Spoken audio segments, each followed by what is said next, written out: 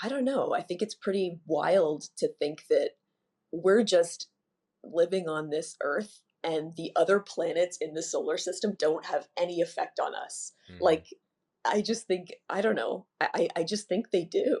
Like, I just think they do. There has to be some interconnection, like thinking about, okay, your human design chart, it's like talking about where you were born, like geolocation, what was happening in the sky at the time.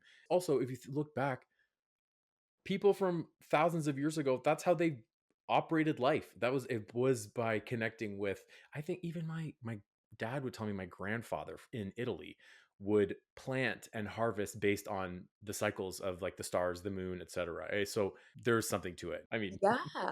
And that's so true. Like early agrarian cultures lived their life by the sun and moon. Like they got up and did work when the sun was out. They mhm. slept when the moon was out. And they were just very living in alignment with it.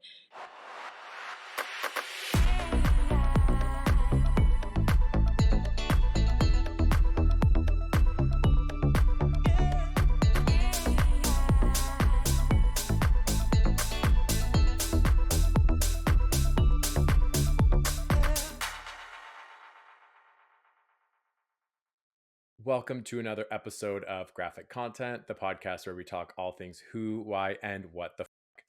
Today, my guest is a professional astrologer, a tarot reader. She is the host of Magic Woman Radio podcast, and one of the first friends that I actually made when I moved to Toronto, Kait Fowlie.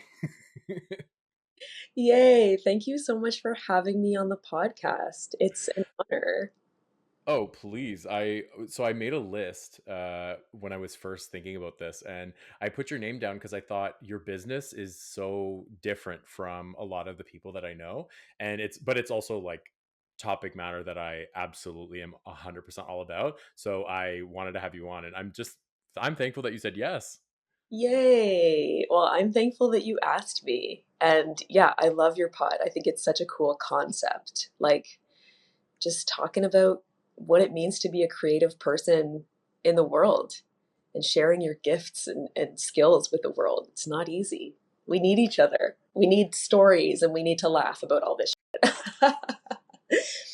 Yeah, 100%. I think it's important. And also, so many people are doing incredibly different things. And there's validity in all of it. And I love that now in the last, I want to say 15, 20 years, really, let's say, like, and you and I know we're the same age and like growing up where this topic matter was like very, not taboo, because I don't think it was that extreme, but it was very like, yeah, whatever. But now it's becoming like it's become so popular. And I live my life in a way where I'm very like aware. People be like, "Oh yeah, like astrology, whatever." I'm like, "No, like there's validity to it. We can't say there isn't." Yeah, it's such a helpful tool. It can be, and like if it resonates with you, chances are it resonates with you deeply. And you're going to be like, you're going to fall down a rabbit hole. Yeah. you know, one fact leads to the next. And it's just fascinating. So yeah, I love it. How did that even come to be that now it's like this is your business? Well, I didn't really get into it seriously until my late 20s. So it was long after we had met for the first Hmm. time, like long after university. I'd had a career in digital marketing for like a decade. And I've always been a writer. I've always been like a creative writer. I went to school for creative writing. And so I love it. And what drew me to tarot and astrology was pretty much the same thing that drew me to writing, which is just like the power of your story. Like when we write in a journal and when we tell stories, like we are like defining the truth. It's wild, and it can just be such a helpful tool um, to continuously become even more fully yourself. And so tarot is just like a deck of cards basically that can help us to really narrativize our life in an empowering way. And so I love it for that reason. So tarot kind of came to me first. And I guess there's like a ghost in my back room. I don't know if you heard that. I love it. I hope it's not a ghost. I don't know, some random sound. Anyway, I first got into tarot in my late 20s because of the same really thing that drew me to writing, like just the power of creating your story and how real it is. Like when you're telling a story, you're like defining the truth. And so then I just got into astrology. One thing kind of led to the next, and I started getting really into it. And I could see that there were just so many things that were just like door opening after door opening after door opening. And it just felt to me that like this is the thing that the world wants from me. Like Hmm. the world did not want corporate Kate. It was not a good look. Nobody wanted that. No, no. Like the world didn't want like server Kate, cocktail waitress Kate. It just nothing took, and nothing really resonated with like me and other people like these tools. And Hmm. so it just kind of things fell into place, and it just became like I couldn't argue with it anymore. Like it just happened so naturally and swiftly that this like became my business and like the thing that people wanted to talk to me about and like wanted to know more about. And I've been really lucky in that sense, just like connecting with the right people at the right times. And yeah. To me, as somebody who's been part of your audience for years now, I listen to your podcast, I follow your Instagram, I pop into your lives if I see that you're on live. So I'm always consuming you on a regular basis. And for me, it just seems so authentic. It's not something that you're like, what's that?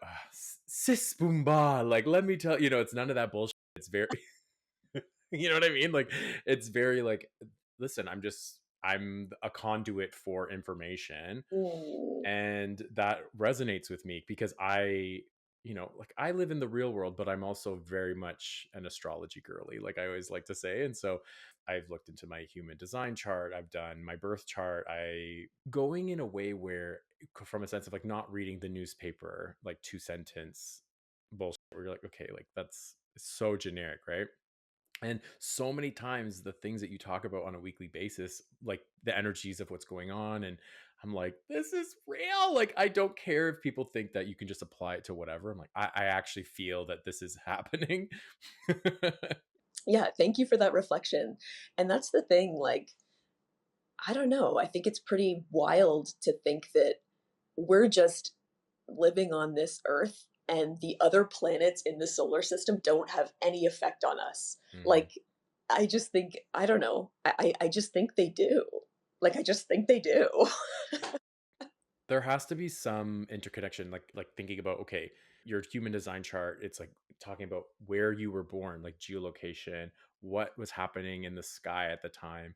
Also, if you look back, people from thousands of years ago, that's how they operated life. It was by connecting with, I think even my dad would tell me my grandfather in Italy would plant and harvest based on the cycles of like the stars, the moon, etc. So there's something to it. I mean, Yeah. And that's so true. Like early agrarian cultures lived their life by the sun and moon. Like they got up and did work when the sun was out. They mhm, slept when the moon was out. And they were just very living in alignment with it. And when it comes to like cultivating seeds and gardening by the moon and stars, like the farmer's almanac has been around for so long.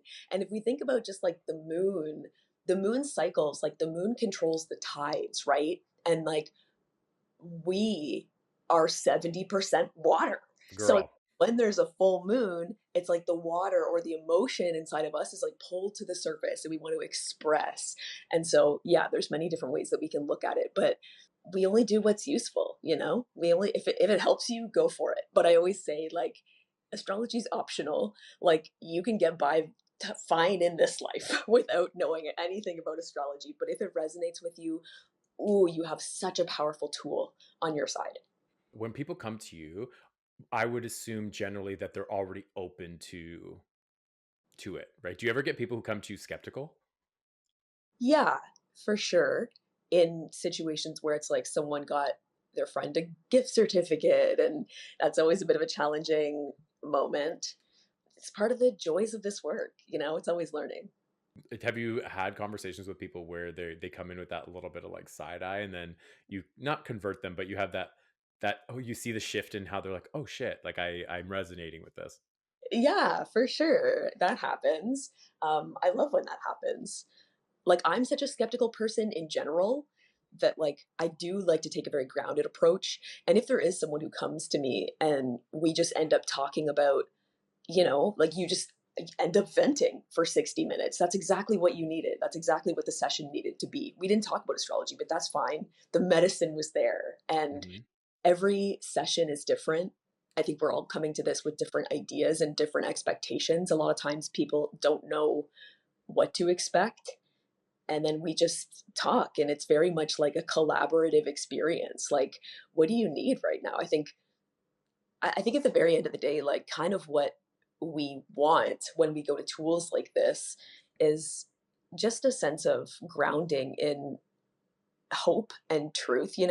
And however that comes, that's great. I feel fulfilled if someone leaves a session feeling like complete and like they got something that they could take away, regardless of if that happens with astrology or tarot or just like us talking like humans. you know?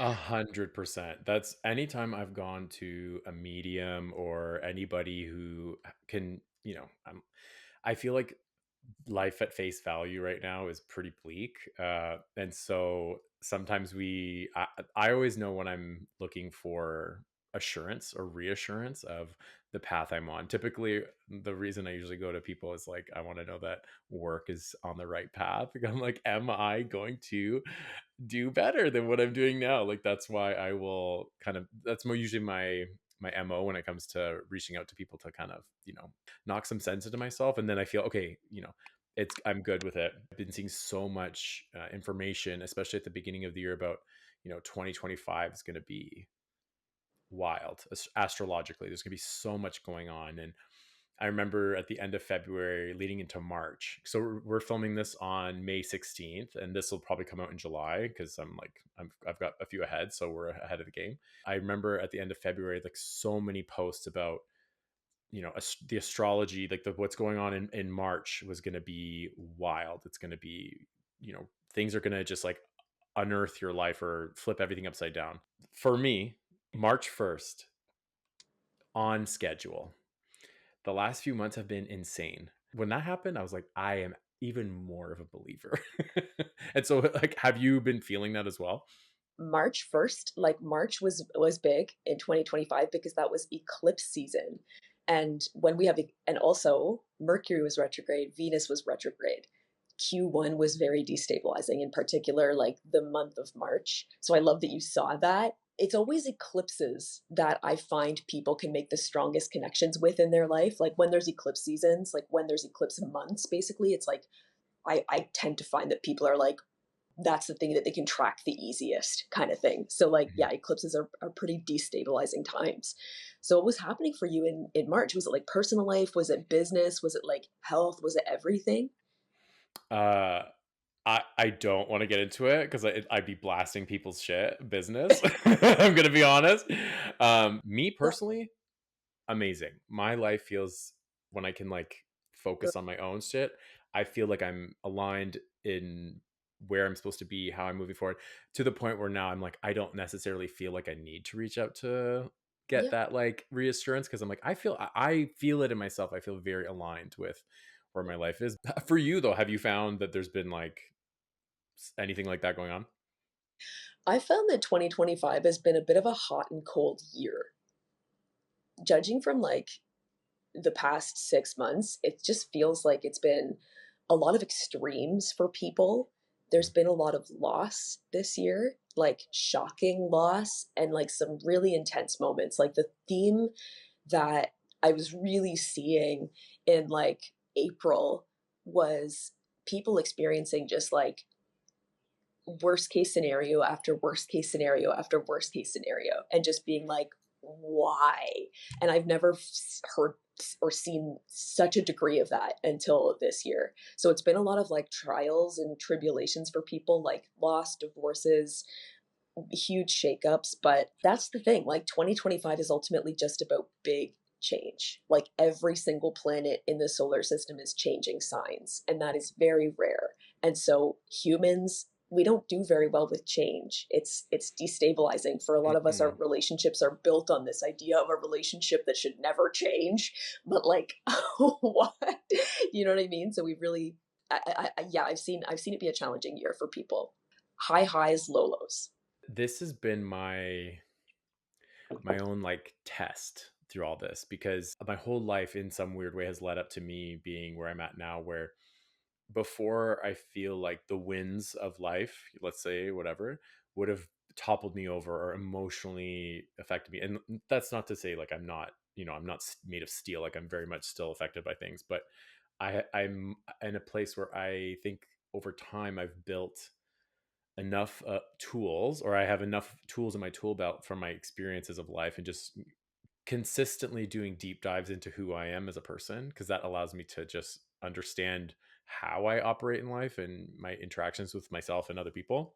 I am now at a point where there's been so much going on, especially, not even just talking about the world in general, like what's beyond us, but in my own like microcosm of life, that I'm like, I feel, even though there's a thunderstorm and a hurricane going on around me, I'm like, I'm pretty good. Like I feel pretty grounded, and I can differentiate, what I attach myself to and what I can detach from, as far as, the happenings around me, and realize like through it all, Geo, you have enough. You have built up enough of a foundation in yourself to the tree may be swaying, but it's still very much rooted. You know what I mean? Very good. Very good. So you've taken a lot away from this period of time. Like you're really, that's awesome to hear that you're feeling really solid in yourself. And I'm not saying this to be like, oh, but it's just, on the topic of energies and growth and just your story, right? People want to know their story. They want to feel connected to the narrative beyond. And I feel like sometimes it's like you're constantly writing it. We're not always, and you can't, I don't like the idea of being told. Like at this point, before I would want to be told, like, please tell me, like, am I doing good? From a stranger with a deck of cards. But now I think, going back to what you said about that co-creation, where we're working on this narrative together, but it's also, I like the back and forth. And even just you talking about your approach, I was like, hey, I would love to eventually get a reading from you. Like I would really be down for that. Oh, yeah. At the end of the day, it's always a new conversation, right? So Mm-hmm. much learning. Yeah, I go into every session just being very open minded. And yeah, I love that you shared that, like, I come off as like a conduit because I strive to be that, you know? I always say that, even with my work, I'm like, I'm a conduit Mhm. for design through the client. Like I work with my client, it's a partnership, collaboration. And so I don't know. I feel like with what you do, there's like a special energy to it, right? Where you're able to meet someone new or have recurring clients and help them to feel like what I'm talking about, right? Feel like that alignment. I also kind of feel supported by the idea of like the tools are pure and there's a way, and I just try to be like an informed interpreter, because these are all symbols. Yeah, I aim to just it's a dance, I guess, that I'm always doing between like me and my human self, like thinking about times where I've been through things in the past and like pulling from those and like sharing them. It's always a bit of a dance, but that's the creative work of it. Like that's the art of it. It is really an art. Like astrological interpretation is such an art. Talk to me a little bit about when you started the podcast, because I'm a weekly listener. I love it. I always feel like when you open the podcast and you refer to the listeners, and I'm always like, she's speaking to me. I am speaking to you, Geo. I love hearing that. That's my favorite compliment ever. When someone tells me that they feel like I'm speaking to them, I'm just like, oh, because I feel like that about my favorite podcasts, and that's just it's nice to know that. I guess I started my podcast maybe a couple of years ago, and the idea never really grabbed me, and it didn't feel like something that I needed to do. But I was just kind of like, I'll try this and see what happens because I love going live on Instagram, and I can feel like I love talking on live about the stars, and I did do like a weekly forecast just on live pretty much on Sundays, and that's kind of how it started. And I would just like come on Sunday, talk about the astrology of the week ahead, and then pull cards And it's kind of cool to have like a bit of a back and forth with people on live, and I can just see that. Um, I still love going live, but I don't know. I was just like, maybe I'll try a podcast. And then I did. And I started loving it because there's something a little bit more scripted about a podcast. And there's something more like, I don't know, like I write something and I research a little bit. It's less off the cuff. And so, yeah, I guess I probably started the podcast in like 2 years ago. I don't know actually when I started it, but roughly 2 years ago.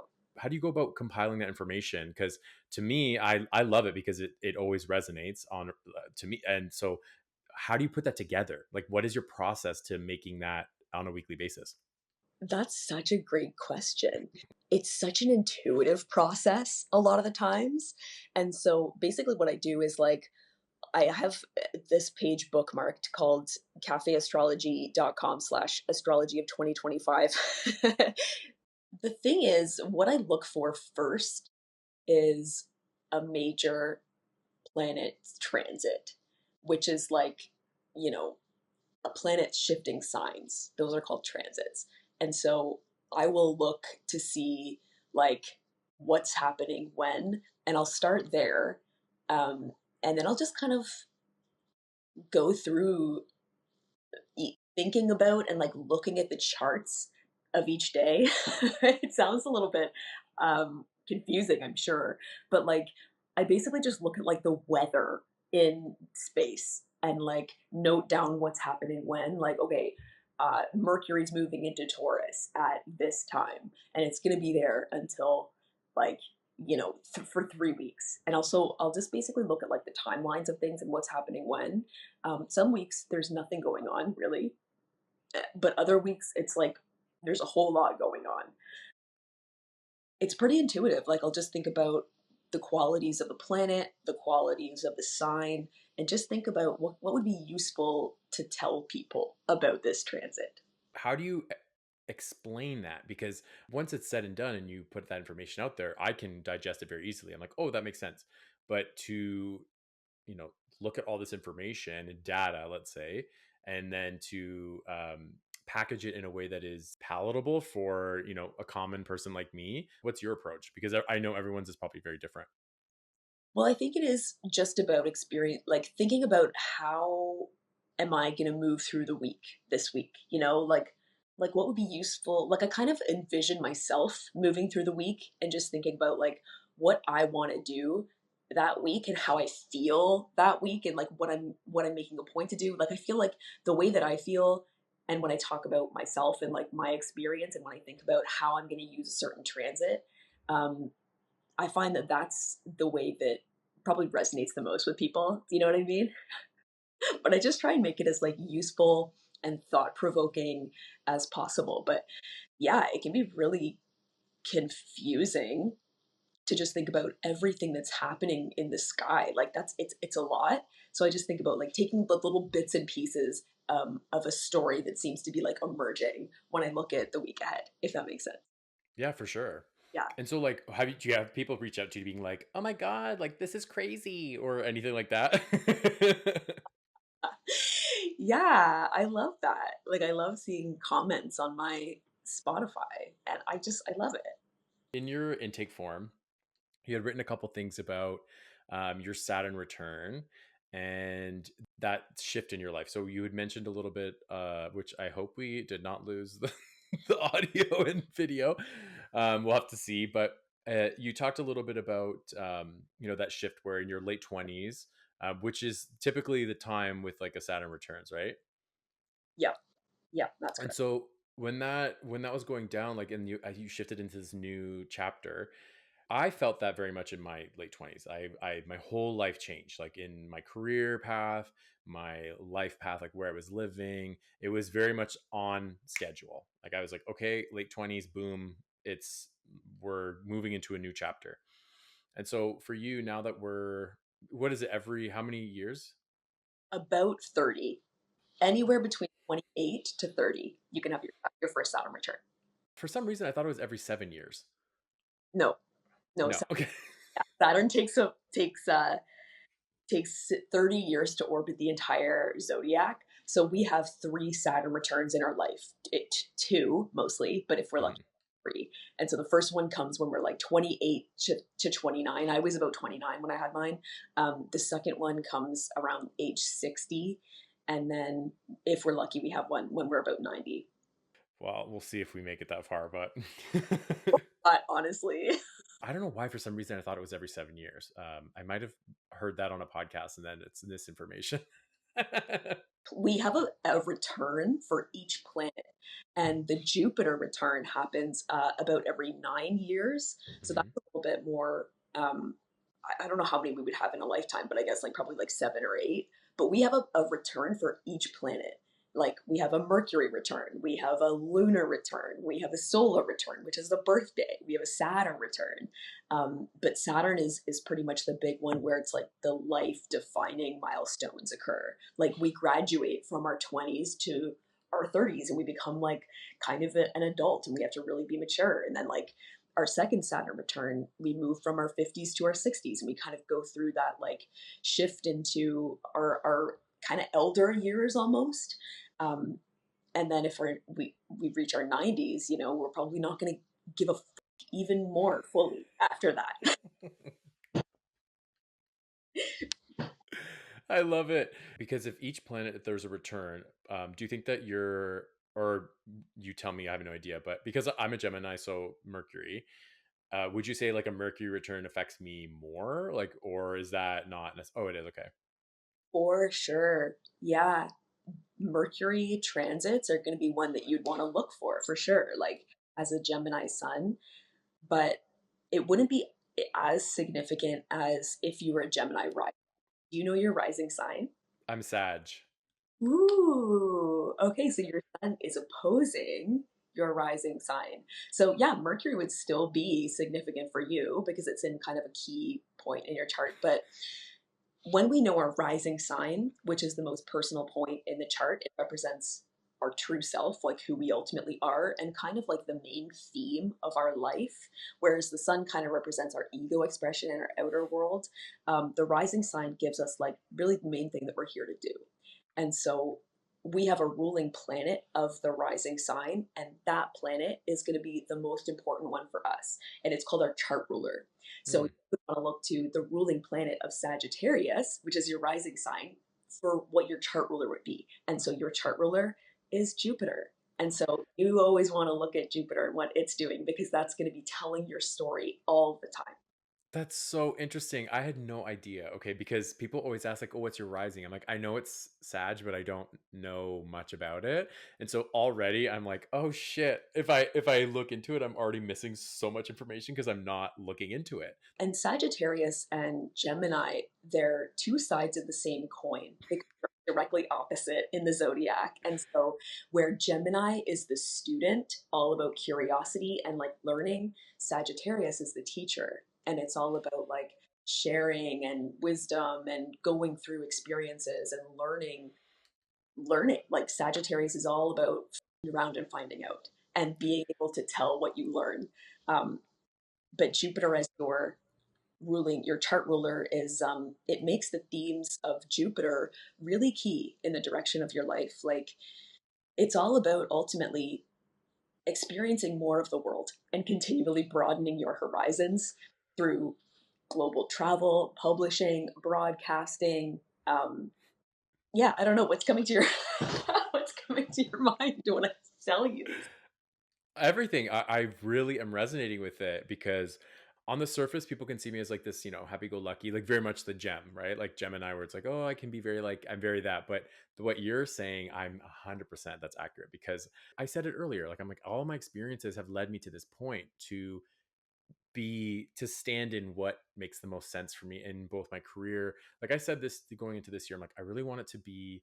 I want to feel aligned with everything that I'm doing with all of the things that I've learned. I'm like, there's so much that doesn't serve me anymore that I don't want to bring forward with me. And I'm just going to go for what brings me joy. And also with what I know I can bring to the table in a way that I don't have to like try hard and continuously fumble at things. I'm like, I know what I'm good at. I know what I like. I know what makes sense for me. I'm going to move forward with that. So that honestly, like what you're saying, I'm like, yeah, 100%.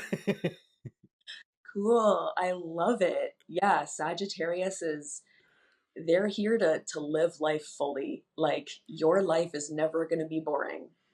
Honestly, and when it does, I start to get like like I need something new. Sagittarius is always growing, always more. If we think about how Sagittarius is represented by like the archer, who's like Mhm. a centaur body with a man's head, it's like driven by pure passion and has a capacity for higher thought. And so the thing about the archer is that like he's always aiming the arrow at the next horizon after that and the next horizon after that. Like Sagittarius doesn't need a plan or a guarantee of success. It just needs action. And so as long as you're following that, like you are always gonna move in the right direction. I feel it. I'm always it's like this thing of I don't know how I'm gonna make it happen. Sorry, I'm not trying to make this into like a reading by any means. No, no, no worries. I just like I resonate with what you're saying. It's so me. I'm always looking at what I'm doing and then where's it going to get me, not fully knowing what the path is going to be. And then, but just acting like I feel like if I act and I do what feels authentic to me in that moment, I'm like, okay, I know I need to like, I can't just sit still. I always got to be doing something to move myself ahead and Yeah. actually listening to it. Finally listening to it, I'm like, okay, this actually makes sense for me now. So can I ask what your three are? Yeah. I am a Pisces sun and I'm a Libra rising and a Virgo moon. So that's my big three. And so talk to me a little bit about that. Like what because I'm always interested to know how those combinations work for people and to understand a little bit about you. Pisces is the dreamer of the zodiac, associated with poetry and the arts and transcendence and spirituality. It's the last sign in the zodiac. And so it's kind of like the old soul of the zodiac in a way. And I've always kind of felt like that. I'm really tired, you know. I'm joking.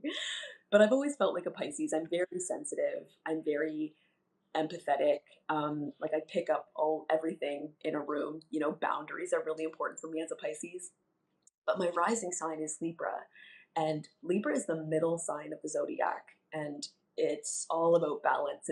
It's personified by the scales. As a Libra rising, I'm ruled by Venus, and so things like Venusian, like aesthetics and beauty, and values, living in alignment with my values, that's really important to me and my identity expression. But balance is always going to be something that's a key theme in my life. Like that's kind of what I came here to do. And also just like social life as well. Libra is the socialite of the zodiac as well. So while I am kind of like a hermit with Pisces, I do have that part of my soul that's like I'm here to connect with people. Like I'm here to have relationships. But my Virgo moon is Virgo is the perfectionist of the zodiac. It's the editor and the writer. It's very mercurial and it's all about like systematizing and organizing things. Like Virgo is going to see the method that wants to emerge from the mess and like clear away the mess and systematize things. So I can be a bit of a perfectionist, but my moon, in order to take care of myself and like meet the needs of my moon, it's about like cleaning my house, making sure that I feel good in my body. Virgo is about physical health, grounding, embodiment, and also like knowing what I'm feeling, like putting my feelings into words. Like that's a very mercurial, like Virgo thing to do. So that's a little bit about my big three. I find it so interesting. The when I found out that that was a thing, I looked into it and at first I was like, I don't I three, how's there three? But then seeing let's be real, humans we have we're so many sides. Like we're not one thing. Like I can't relate to just being a Gemini. Like although everybody who knows me like you're so Gemini and they want to like downplay it and make me seem like I'm crazy. I'm like I'm actually not. I'm crazy but in the best way. Yes. Yeah, I love that you mentioned that. Like spoken like a true Sagittarius. Like there are endless dimensions of us. And really like Gemini and Sagittarius are here to teach us that like there are always many different sides of an idea, many different sides of an argument. And yeah, so there is only three, three signs that make up like the core foundation of your personality with astrology, but that's kind of the starting point, really, like to everything else. Okay, so I'm gonna ask one more like selfish question. Yeah. So my moon is Leo. What does that mean? Ooh. Leo. Okay, so you have a double fire happening in your big three. Well, Leo is the creator of the zodiac. It's the leader, and it rules the heart. And so a Leo moon needs to express, like, you do not want to keep like creative energy inside of you. It needs to express and keep that energy moving through. And also there's often a really key component with like visibility and being seen when we have a Leo moon. Like Leo is ruled by the sun, and so like knowing that you are seen by the people who matter in your life and that you feel seen, like that's what your moon wants, you know? And so it's always about thinking about like, am I seeing myself? You know, like, am I giving myself the affirmation and validation that I need right now before I open my heart and share my beautiful gifts with the world? It's about making sure that you approve of you first. Honestly, that I resonate with that very much. I feel like this platform, this whole project that I'm doing is very much a part of that. For me anyway, like letting go of those, when you're a kid and you're like, I feel some type of way about my perception of self and how others perceive me. And I'm at the point now where I'm like, I'm just gonna do the things and go for what I want and not care because I don't care. I'm like, Good, good.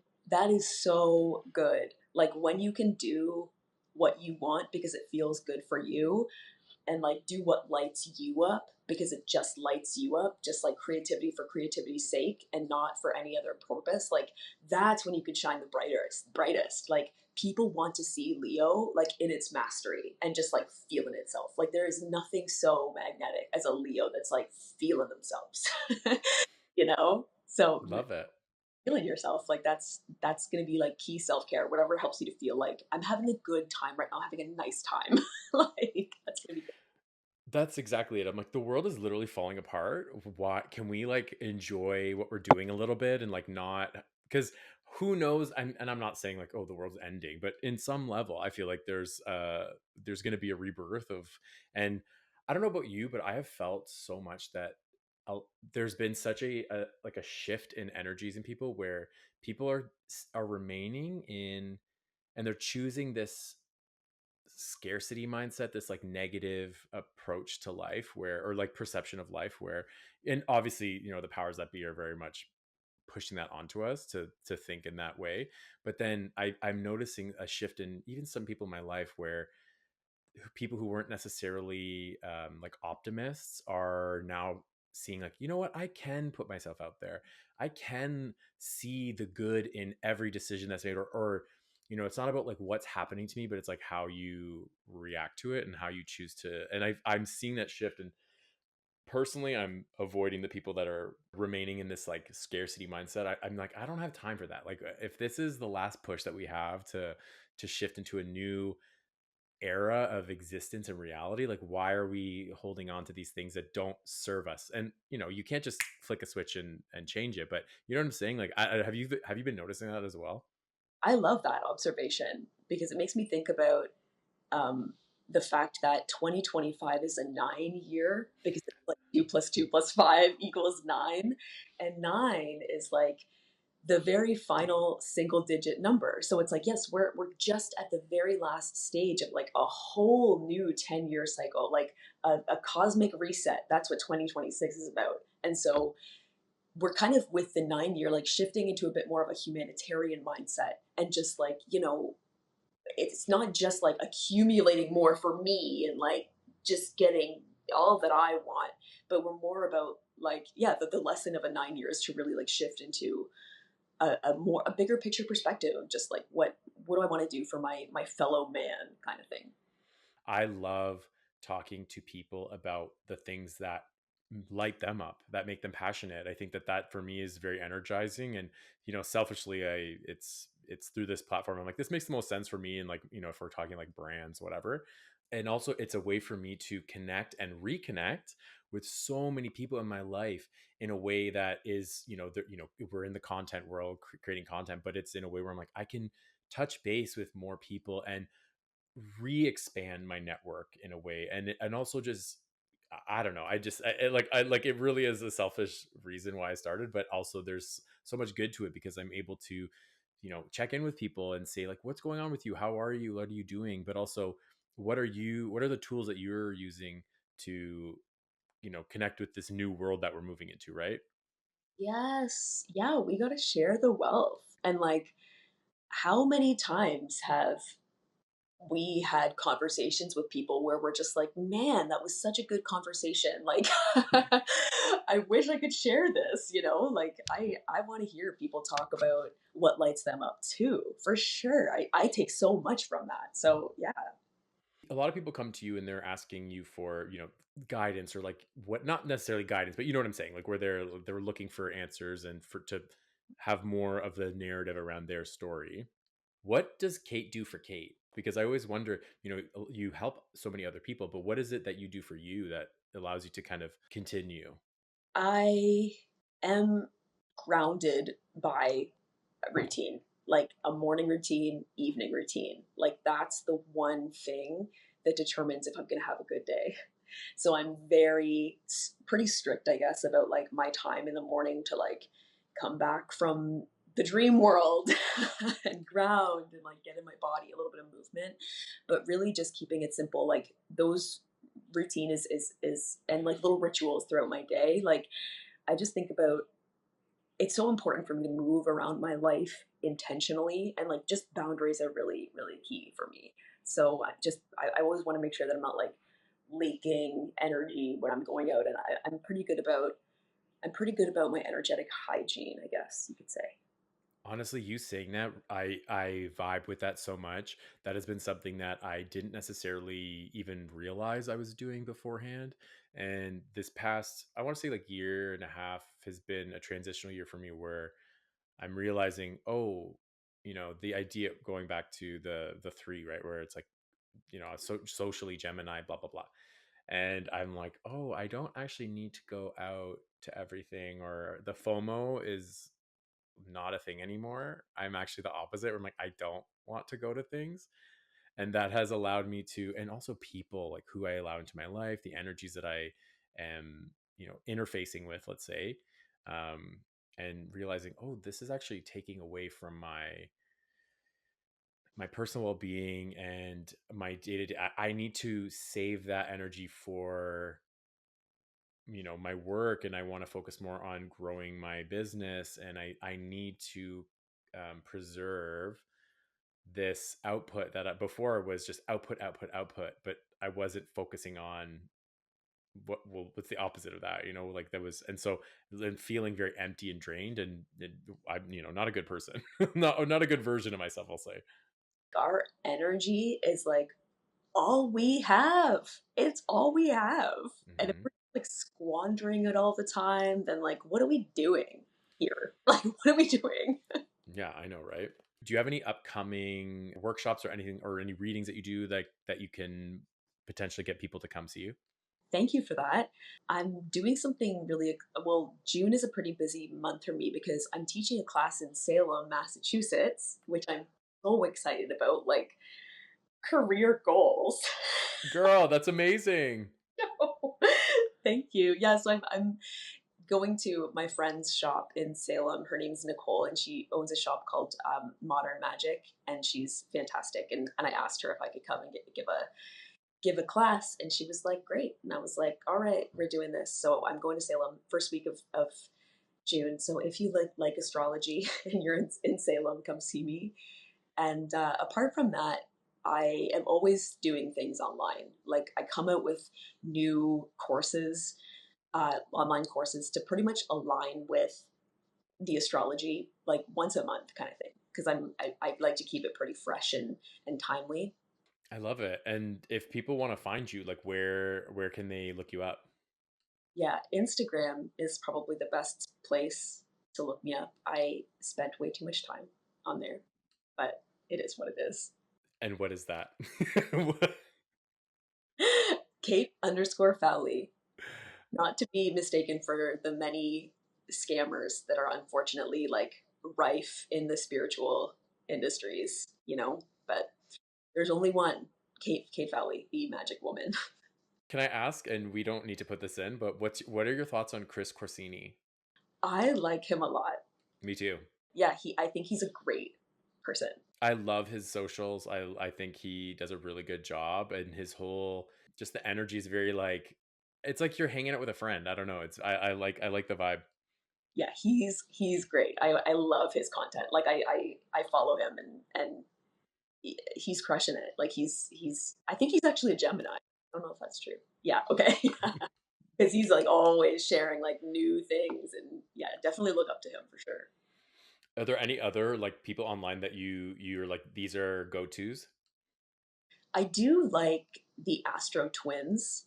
Astrostyle.com is their website, and I recommend that to beginners if you want to learn more about like your moon sign, or like a little bit like a step further. They're great. I also like Cam White on YouTube. He does a weekly forecast on Sundays as well. There's so many people out here in the, So many. but those are really like my two favorite. Ford is another great one. The Haughty Life, Kellyanne Maddox. She's not really astrology, but witchy stuff. I don't know. I've been asking all of my guests the same question at the end of every episode. And this can go like personal, professional, however you want to answer it. If you were to look back at your life, what would you say is the most on brand thing that you've ever done?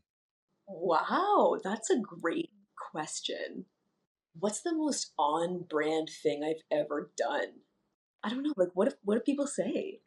I mean, if can I suggest what I think? Yes. I feel like your whole like business is on brand for you. I think that you going into Yes, I'm glad you said that. I thought that might be a cop out to say that, but it's so no.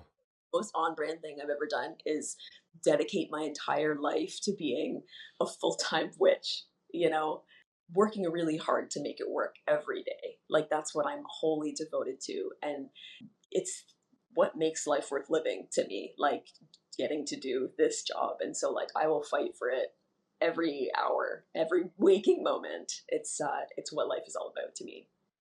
Honestly, Kate, and I love hearing you say that because that's exactly how I feel about my whole life path as well. I think that if we're not going to put the energy and the effort into making something happen that we believe in and in a way that is actually helping others, like both of us, we do different work, but at the end of the day, what we do is for others.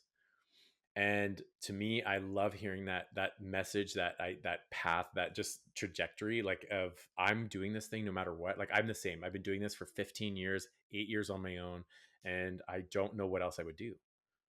I don't know what I would do either. I would probably just, I don't know, be like withering in a cubicle somewhere. But yeah, life is just too short. It's too short. I know we talked a little bit about this earlier, but if people want to reach out to you, they want to book a reading with you, they want to find you online, like where are all of the clickables that they can find you at? Yeah, kaitfowlie.com is where to go. KAITFOWLIE.com. That's where, that's the home page, the home online. Amazing. Well, I want to thank you so much for coming on today. I appreciate your time. I know we had some issues getting up and running.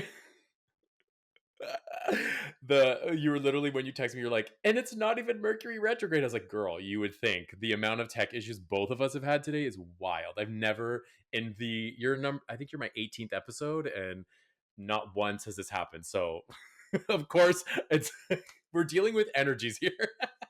Honestly, it's funny that you said that because I truly do think that, like, when two magical people come together, like try and record something, there's always some shit that happens. And I love that you said that about me. I think I'm magical, so Oh God, of course you are. And for anybody who wants to reach out to me to talk design, branding, you can reach out to me through geographic.com.